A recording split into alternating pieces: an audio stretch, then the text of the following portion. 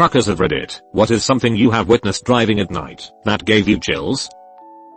Not nighttime but close enough. My dad is a truck driver who regularly makes trips to a nearby major city. This city is known as one of the most dangerous cities in the country, so my dad takes special precautions. One of them being he always leaves several car lengths in front of him at a red light, so he can get out if needed. One day around 5 AM he was sitting at a red light and someone hit him so hard that his truck moved forward several feet and it knocked the hat off of his head.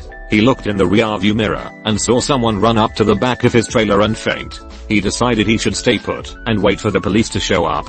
Turns out a Cadillac had hit him from behind going 110 miles per hour. Both men in the front seat were completely decapitated. You could see the spot on the trailer where their heads hit. The driver was still drunk and high from the night before. My dad was put on leave for several weeks and endlessly questioned. For some reason the police thought it was suspicious that he had left space between him and the next car. He felt really guilty about it for a long time, but we told him had he not been there they would have hit the cars in front of him, and more people likely would have died. I was a kid when this happened, and he never let me ride along with him again. I almost died in a situation like this. 4-lane highway with a median. We were headed south, and a truck was pulling out of a gas station from the west to cross the median and turn to go north. We barely missed going under, caught the back tire at 65 miles per hour and jackknifed off. Had we not hydroplaned slightly when slamming on the brakes we would have gone right under and lost the upper part of our torsos. Bad wreck, still multiple surgeries. Large lawsuit. Not fun. Obligatory not a trucker, but I work as a customer service rep for a trucking company in Omaha. Two stories that come to mind. Both are quite serious. The first one happened about a year or two before I started. One of our local Omaha drivers was grabbing a load from the council bus rail and headed towards downtown 13th Street. A woman had stepped out in front of his truck, and she was killed instantly. Investigators had later found a suicide note she had written shortly before our driver hit her. The driver was a new guy, and he quit immediately after the accident. This one happened shortly after I started working there. We dispatched local and OTR drivers, and one evening, just before shutting down for the day, we start getting multiple calls from people in the California area headed west. Motorists are reporting that one of our drivers is speeding, cutting off people, not signaling, and just all around reckless driving. We managed to identify the driver in question, call him up, and the guy is inconsolable. Turns out his sister had been murdered at her apartment, and he was literally racing to get back to Annie as fast as his truck could take him. My boss told him to park the truck immediately, and bought 2 plane tickets, one for the driver to fly back to Omaha, and another ticket to fly a volunteer out to California to pick up his truck. That last one is insanely wholesome. Good on your boss for being a good guy. Aside from the whole sister getting murdered thing. I still remember the top story from this thread from 6 years ago. Link in description. Many years ago I was on what is called a meet and turn. This is where a driver that is domiciled out of one city will drive a load halfway to its destination, while a driver domiciled out of that destination will drive halfway with a load that is destined for my city. We meet in a parking lot, switch trailers and drive back home. I had been on this run for a few months, and found that I always got to the meet point about an hour before the other driver. It was a dark and empty dirt lot at about 3 AM, so I would stretch out across the seat and take a short nap. One night, about 10 minutes into my nap, I was awoken by a barking dog. I tried to ignore it, but it carried on for several minutes and got louder as the dog got closer. Soon, it became apparent that the dog was right outside of my truck barking at me. Okay, either this dog is Lassie and is trying to alert me to something, or else he is just a pain in the ass and I will need to throw something at him to scare him off. It is important to note that the barking had been going on for a good 10 minutes at this point. So, I sat up and looked out my window. Standing there, mere inches on the other side of the glass, was a man of about 35. He was a large fellow, and was barking at me. His eyes were crazy, and he was frothing at the mouth a little. The scene really held my full attention for a moment. The sheer creepiness of this struck me, gently, and making an absolute minimum of sudden movements. I reached down and started my truck and slowly pulled away. He chased me, much like you might expect an angry dog to do, barking all the while. Needless to say, it played hell with my power naps from then on. /u/digio. What the fuck? Meth is a hell of a drug. Honestly sounds like the dude just had rabies. Patient 0. 2 weeks after the first infection.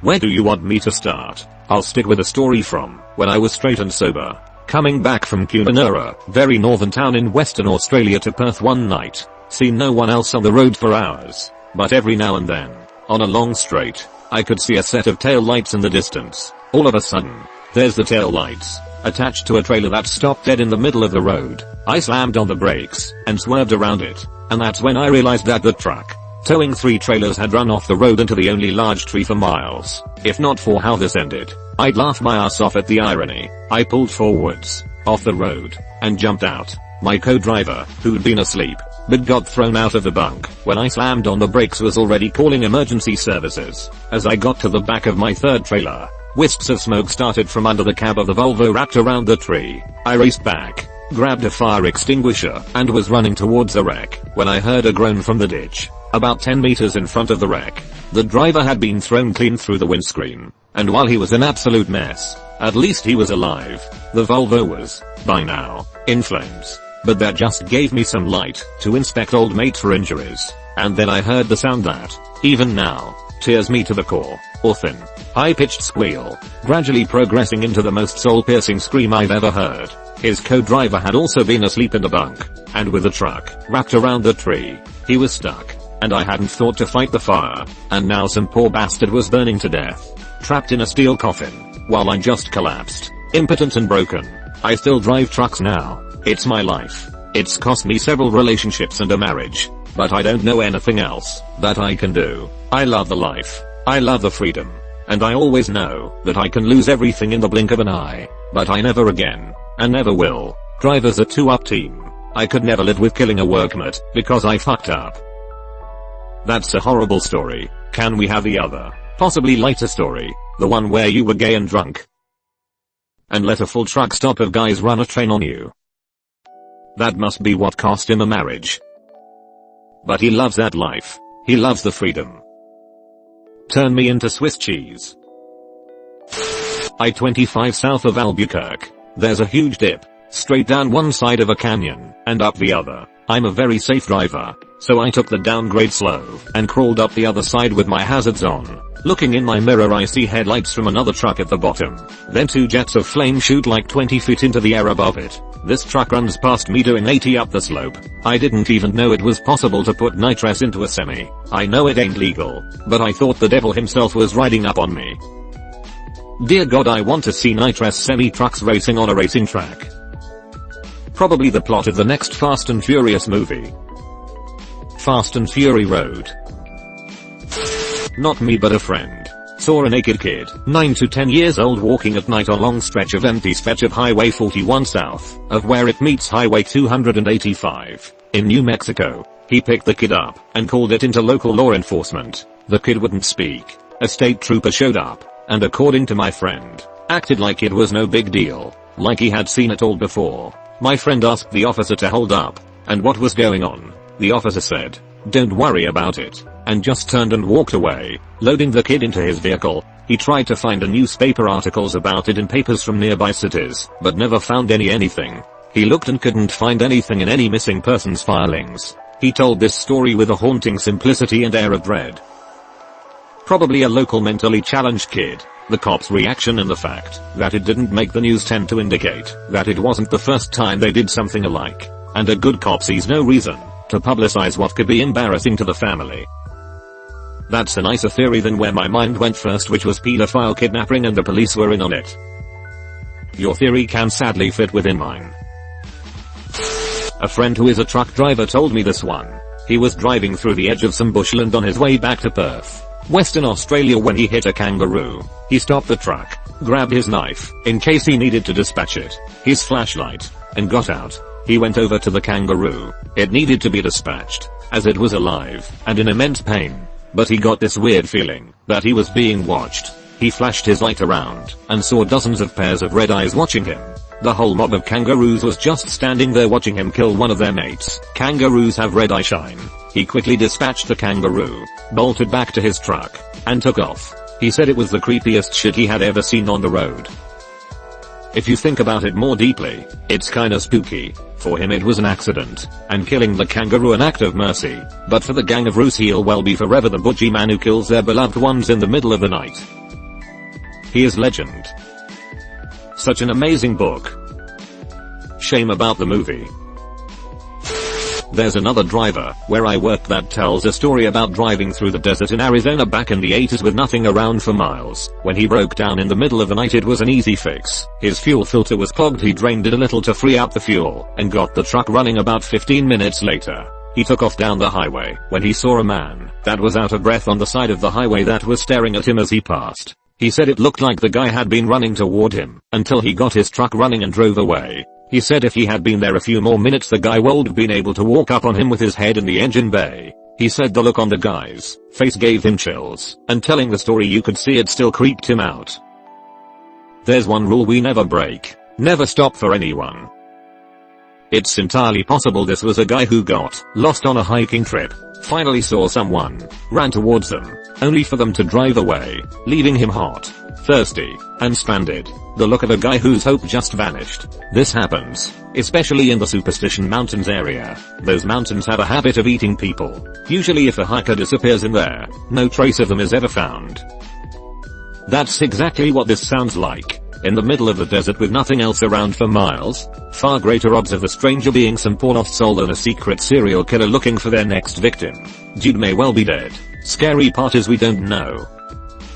I'm an Arizona native, moved to Virginia in 2012. My family's house backs right up to the desert. Around once a year they get hikers who made it over the mountain, but can't make it back. My dad has driven several back to their cars. I know how people get when they are desperate.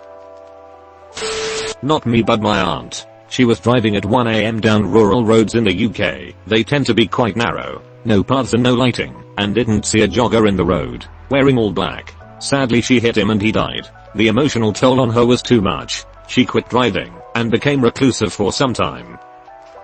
Who wears all black to run at night? That's like what not to do 101. I feel bad that your aunt felt so bad when the guy was a moron in the first place. Yeah, we tried to make her feel better about the situation. Tragic. In the 90s I lived in a logging camp in northern British Columbia. It was a big one made up of trailers and had about 300 people living there including families. I drove a water truck on weekends when the camp was on days off. When driving on logging roads you radio your kilometer markings with the name of the road to avoid collisions. Empty on windfall tend to say you were 10 clicks on the windfall road heading away from camp, and loaded on windfall tend to say you were coming back. Anyways, being a weekend I didn't expect anyone to be hanging around, except a skeleton crew. I had no idea that there was a kid's birthday party up on the top end of the Windfall Road. It's beautiful up there with a clear landing and a pond, so why not? The family hired 2 clowns from a nearby town for the kids. Apparently the clowns wrapped up their show and were heading back to camp, but they were not using the radio. I'm on the road in a big water truck doing 50 kh, and they come bombing around a corner doing 50 kh in a fucking clown car and we almost collide. I blasted the horn as this car with a plastic star on its roof goes whipping by with 2 screaming clowns inside, and I could just not figure out what the fuck had just happened. This actually made me laugh. My father-in-law said he was hauling a truckload of Furbies when they started talking to each other. He said they didn't stop talking the whole time he drove halfway across America. You win. Not mine but my grandfather's. One night after completing his water delivery he stops at a roundabout to let the other car go through, but it doesn't, and soon people hop out with knives and tools and they yell at him to cut the engine and to hop out of the truck. He guns it, smashing their car out of the way, and goes around the roundabout and drives to the nearest police station and tells them what happens. He thinks they were trying to steal the bulldog from his truck, cause the only way to get it is to steal it or buy a Mack truck. What is a bulldog? In truck terms, not the dog lol. I think it's the little dog on the hood, like the Mercedes logo or the Jaguar. That's a very dumb thing to try and get that could get you shot or a lot of time in jail for armed robbery. Criminals don't think straight. I'm shocked. Cousin's husband is a trucker. Witnessed a shootout between cops and crackheads next to the gas pumps while pulling into a truck stop. Welp, reckon I can make it one more exit. This is a story my dad told me. He was a long-haul trucker for about 15 years, and currently shorter runs in the Tri-State area. He and his older brother were tag-team truck drivers back in the early 2000s when timings weren't as closely regulated. They drove 2 trucks, and would switch out when their time driving was up, to hit deadlines faster. One night, as they were driving through Arkansas I believe, my uncle was leading with my dad behind. My father recalls a giant poof of red Much like when you hit a deer in a semi, the pair thought nothing of it until they pulled over for the night. On my uncle's grill was a hand. Naturally they freaked the fuck out and called authorities. The hand was confiscated, and it was later discovered to belong to a suicidal man who had jumped off an overpass and was disintegrated by my uncle's truck. They still made deadline, despite spending a day in jail. They were released when they found the suicide note in the man's house. I dated a guy whose dad did some truck driving for a while. He was driving one, I'm pretty sure at night, and saw this group of people walking on the side of the road. Thought not much of it. Then one of the guys jumped in front of his truck, and he said he will never forget his face. It was ruled that the guy was committing suicide. Still a terrifying thing to happen. He didn't even have a chance to react. I don't think he drove trucks for much longer. Train drivers for Metropolitan Mass Transit have PTSD diagnosis at a rate comparable to military soldiers in combat zones, because they see the whole thing when people suicide by jumping in front of them, and there's not a single thing they can do about it. It was the night before Thanksgiving a few years ago. A woman was crossing a busy highway and got hit by a car. Police were there, but paramedics had not made it yet. The sight of her family holding her lifeless body with blood everywhere, while cry hysterically, is something I will not forget. Yikes, that's horrible. One night when I was in my 20s and drunk off my ass, I decided to walk home from my buddy's house. He was willing to let me stay the night, but I started taking shots of whiskey and drank so much I just lost my mind and decided to walk home. Well, he lived a long ways from my house and I decided in my infinite wisdom to walk down I-25 at night in the dark drunk off my ass. After about 30 minutes of walking down an interstate, there was a cop with a guy pulled over on the other side of the road who saw me, and he started screaming his head off at me to get off the goddamn interstate. Looking back, I still can't believe I did that, and how fucking retarded that was. 1 second of a driver not paying attention could have cost me my life. My friend lost her boyfriend this way. He wasn't even walking. His car had broken down, so he pulled onto the shoulder, and when he got out someone hit him and didn't stop. I don't think they ever found the person either, but it's just disgusting. If they had stopped, likely a family wouldn't have lost their son. I hope the murderer got his karma.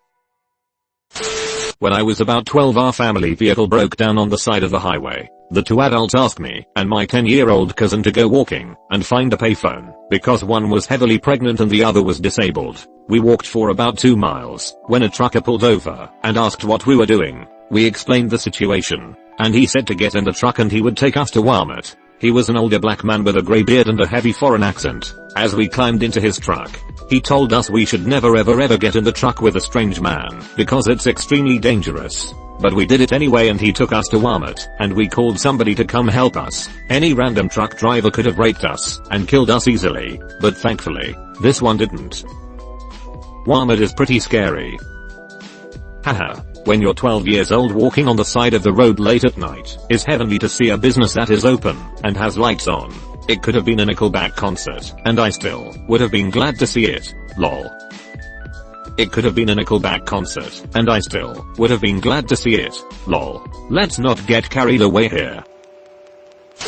I have come upon some god-awful accidents at night. Cars completely under trailers with the tops basically shed off. People laying in the road after being ejected from their car. The roads can be an awful place at night. The creepiest thing I have ever had happen though was one night I was making a night drop and kept getting the feeling like someone was watching me. The hair kept standing up on the back of my neck and I just felt uneasy. I decided something was off and left to circle back in the morning. Turns out I'm pretty sure someone was watching me, because someone was shot and killed there a few nights later in an attempted robbery. That's one thing the person who trained me drilled into me, and I tell it to everyone I meet. Always trust your gut. If something feels off, it probably is. It's your subconscious's way of telling your brain to pay attention.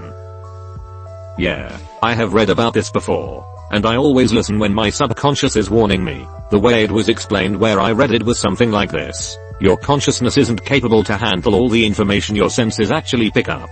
So instead your subconscious filters out the stuff that isn't relevant to what you're focusing on. This is why you can overlook your keys while they are right in front of you. When you get a feeling that something is wrong, it's because the subconscious processes the information that was filtered out and finds warning signs, and then it desperately tries to relay the information to the conscious part of your brain. There are background parts of your brain that is always working on keeping you alive, and it's a lot sharper than your conscious part. So trust yourself. Trust your gut. I've always remarked this, that my subconscious is so much smarter than my conscious self. So many things I've acted on based on a hunch or gut feeling, and later come to see it as my gut, having directed the instinct and been blown away by its insight. I posted this before, but the most frightened I have been driving a truck was going over Donner Pass one night on I-80 towards Sacramento. I had stopped in Reno and checked weather reports. It was early May or late April. Can't remember now, but there was still a chance of bad road conditions up there. The weather reports called for light snow flurries and the CA. Site said chain laws were not in effect. So I went on my way. I got up to the top and suddenly the sky just dumped a blizzard. It was almost total whiteout conditions, and I was past the chain up areas and the rest areas with no real safe place to stop. I could just barely make out the tracks of the truck ahead of me, and I slowly followed those, praying that he did not run off the road. The worst thing about it, the wind was blowing, making the snow swirl violently in my vision. That caused me to experience this weird vertigo. I have only experienced like that one time. I began to feel like my body was losing which way was up. Fortunately it did not last very long. I got down to a lower elevation and it suddenly became heavy rain. I was never so happy to see a rainstorm on a mountain that I can remember. Donner Pass. Oh no. Suddenly the sky just dumped a blizzard. Nope. I know how this story ends. I'm out. Nope. I know how this story ends. I'm out. Yeah. Turns out he died. He ate his friends and family. Donner. Party of 9. Your table is ready. When I was only new to the truck driving game, I had a job driving all over continental Europe. I'm Irish. I was sitting in a restaurant and on the French side of the Mont Blanc tunnel and heard a couple of old boys tell a story about a rookie who lost control of his truck on the way down the mountain. He rang his mother and told her what was happening just before he crashed off the side and was sadly killed. The only way you'll get me up Mont Blanc or the Alps is by drugging me. Not something I witnessed, but happened to me. I was driving down Hell's Pass in British Columbia in the winter when my truck started to jackknife. The cab was right up against the trailer and I was being pushed down the hill sideways. 10% grade. I managed to use a trailer brake to bring cab back around and bring the truck to a safe stop, but still scary as hell. Did you start the day with brown pants? Nope, but sure ended with them. The truck was a total write-off. Damn. That's terrifying. Glad you weren't a write-off though. My dad used to drive for a commercial grocery store back in the day. This was probably around 1975 to 80. The route he drove took him past a hospital for the mentally ill. Apparently the place wasn't known for its security because my dad said he would pass people walking on the road in varying levels of nudity. He said he would see about 1 or 2 escaped patients a week and eventually it became a pretty normal thing. He told me the creepiest part is sometimes they would look at the headlights the way a deer or wild animal would, and he was terrified that one day they would just run out in front of the truck. They never did though. Just stared and watched him drive by. Short haul driving on Northway toward Quebec. No cell signal or sparse in that area. My cell rings. WTF. No number. No caller on the other end. I turned off the phone. A minute later, I see this red splatter from the right, slow vehicle lane, into the center, and then like a long drag mark. It ended in the left lane. I slowed a bit and realized it looked like a rolled up carpet. I kept driving. About 3 kilometers ahead, or about a mile and a half, there was another truck pulled over, flashers on, and driver inspecting the front. I pulled over to check on him. Sure enough, he was the one that hit the carpet. A deer, as he told me. He had a push bar on his Volvo. Nice rig, and it was covered in deer entrails and blood. Had to radio in for assistance as he said his temp went up. And there it was. A leg and hoof were literally inside the radiator fins. Nice troopers showed up. Those damn flashing LEDs are way too bright, and I guess called in a HD tow truck. The look on the trooper was priceless though. He saw the carpet back down the way, and had no idea what it was, but put in call for duty to clean up. Spit up his coffee when we showed him the deer hoof in the radiator. Kinda surreal with the red/blue strobes. Weirdest of all was the driver that hit that deer. Said his phone rang in that same spot mine did. Then he saw the deer and tried to change lanes. No luck. Good thing no one got hurt and no one else around. That made it creepier.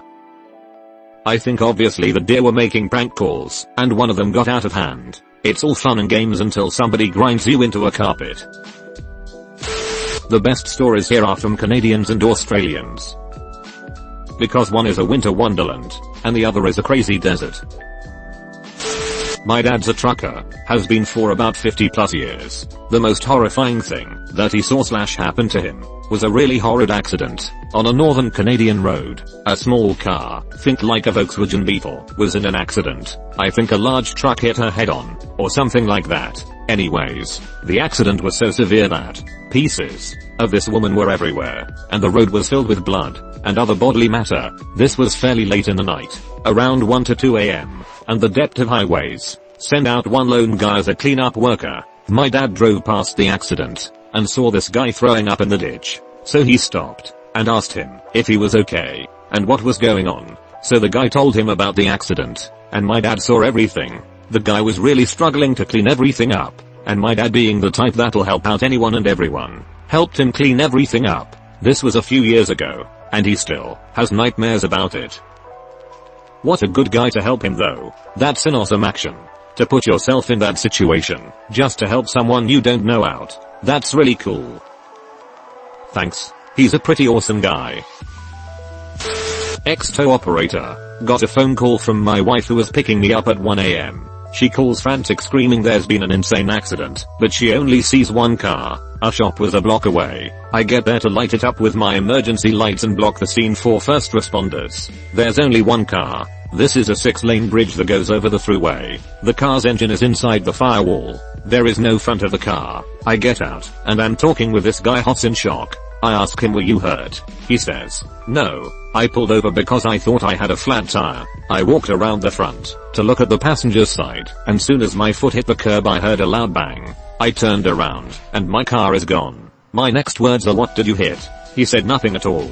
Now I'm more confused, and hint at the front of his car is gone. He says, nope, that's not my car. WTF. So I start looking around. There isn't a car on the road, nothing within eyesight, which I can clearly see in 1/4 of a mile, and there is nothing anywhere. Some lady comes walking by, and he says it's her car. She's hammered as hell. Police and fire get there, and for about 15 minutes he is looking for the car with me. Another cop radios him and says he found the car. It went over 6 lanes and a median. Down, then up the thruway, on ramp, up a hill, through a fence, off 4 parked cars, into a pole 1/2 a mile away. This thing was in park. The car's rear bumper was against the front seat. Estimated her speed at 100+ miles per hour, and no tire marks. If he would have taken just a 1/10 of a second delay stepping on that curb, he would have been beyond dead. I was off the clock, but helped the police secure the scene until accident investigation showed up. Neither person was hurt, and both cars were totaled. I have seen many fatal accidents as a volume FF and a record driver. I have never seen anything like that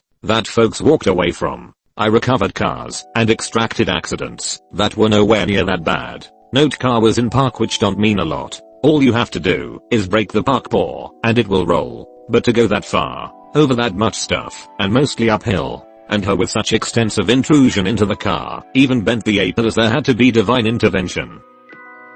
Just to clarify what happened, one guy pulls over to check flat tire. 2 drunk lady crashes her car into his car and launches it 1/2 mile. 3 you show up and start talking to guy. 4 drunk lady walks up out of nowhere. Did I get all that right?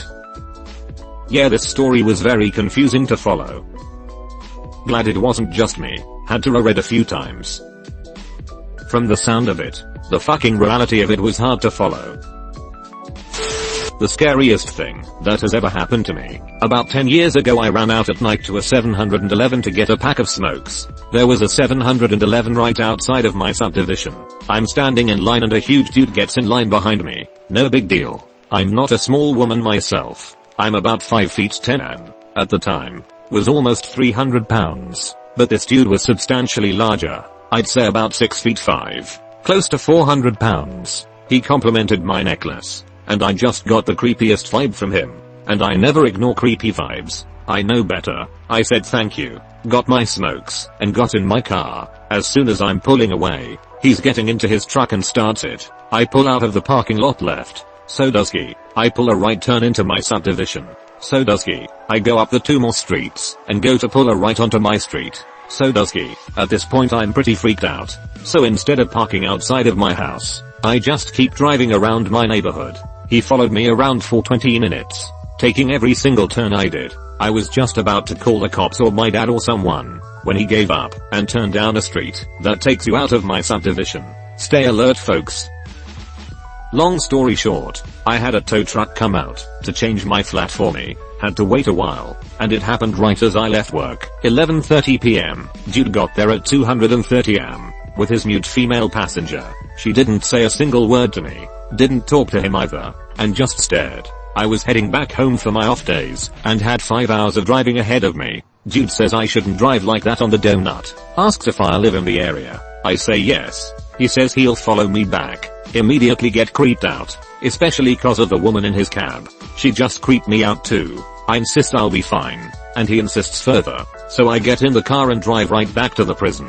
And our mobile officer is sitting in front. Dude was very irritated about this. I explained what happened to my sergeant. And he was like okay whatever. I left there at 5 am. Finally getting home at noon. I don't know if anything bad would have happened. But like I said, everything about that woman and the dude's insistence on following me back just freaked me out.